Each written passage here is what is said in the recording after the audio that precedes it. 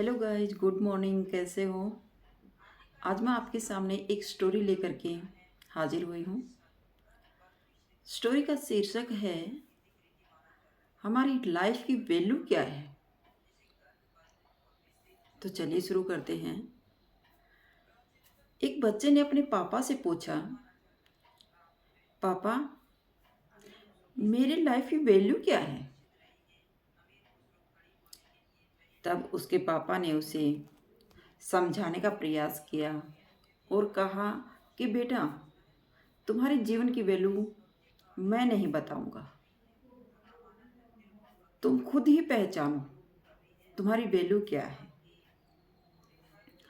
तब उसके पापा ने एक चमकीला पत्थर दिया और उस बच्चे को कहा कि जाओ, तुम बाजार में इस पत्थर को बेच दो, और अगर तुमसे कोई इस पत्थर के बारे में पूछता है या फिर इस पत्थर का प्राइस पूछे तो तुम कुछ मत बोलना, सिर्फ 2 उंगली दिखा देना। तो बच्चे ने कहा कि ठीक है पापा, मैं ऐसा ही करूँगा। तो वह मार्केट जाता है और उसने अपना पत्थर बेचने की कोशिश की या फिर प्रयास किया। तो उस बच्चे के हाथ में वो चमकीला पत्थर देखकर एक बूढ़ी औरत उसके पास आती है और उसने कहा कि बेटा, तुम ये पत्थर बेच रहे हो? तो उस लड़के ने कहा, हाँ हाँ जी, मैं ये पत्थर बेचना चाहता हूँ, आप लोगे? तो उस बूढ़ी औरत ने कहा कि हाँ, इस पत्थर का क्या प्राइस है? तो उस बच्चे ने कुछ नहीं कहा और सिर्फ अपनी 2 उंगली दिखा दी। तो उस बुढ़िया ने कहा, अच्छा 200 रुपये, तो मैं इस पत्थर को 200 रुपये में खरीदने के लिए तैयार हूँ। लेकिन वह बच्चा उस पत्थर को नहीं देता और दौड़ा दौड़ा अपने पापा के पास आता है और उसने कहा कि पापा जी, मार्केट में एक बूढ़ी औरत ने इस पत्थर के 200 रुपये देने के लिए तैयार थी। तो उसके पापा बोले कि ठीक है बेटा, 200 रुपये में बिक रहा था, अच्छी बात है, कल तुम इसी पत्थर को लेकर के म्यूजियम में जाना। तो बच्चे ने वैसा ही किया। अगले दिन उठा और नहा धो करके उस पत्थर को बेचने के लिए म्यूजियम में जा पहुंचा। म्यूजियम में देख देखते ही एक युवक उसके पास आता है और उसने कहा कि बेटा, तुम ये पत्थर बेच रहे हो? तो लड़के ने कहा, हाँ अंकल जी, मैं ये पत्थर बेचना चाहता हूँ, लोगे? तो उस व्यक्ति ने कहा, हाँ बेटा, इसका क्या प्राइस है? तो उस बच्चे ने कुछ नहीं कहा और अपने पापा के कहने के अनुसार 2 उंगली दिखा दी।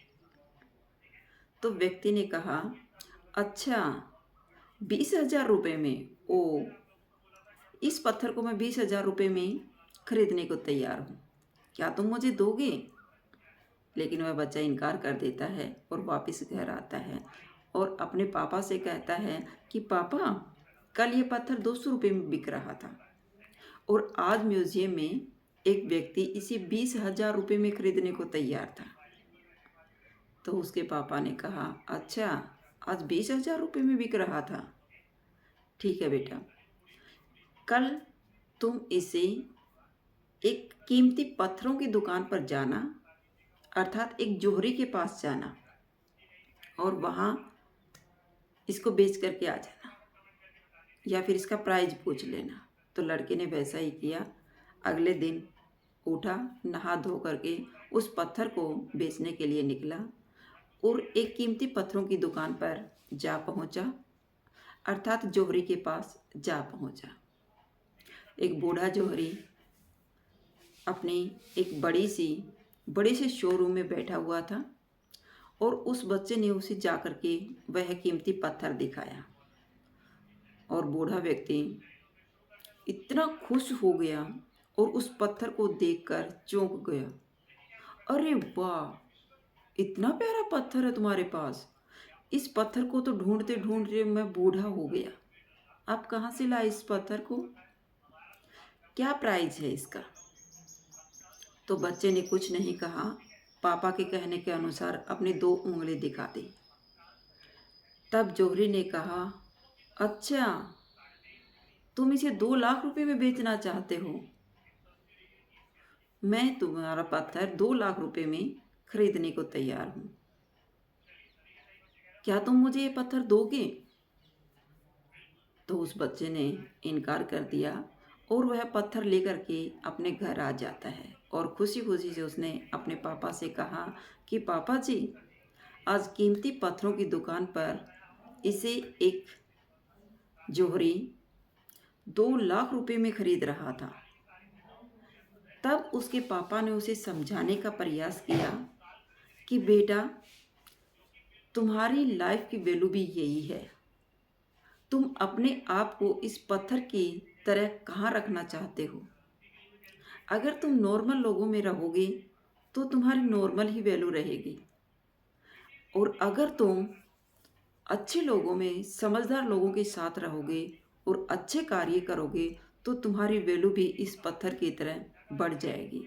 अब तुम ही समझो और तुम ही फैसला करो कि तुम्हें 200 रुपये का पत्थर बनना है या फिर 2 लाख रुपए का पत्थर बनना है। ये तुम खुद पर डिपेंड करता है कि तुम्हें अपने जीवन की वैल्यू क्या बनानी है।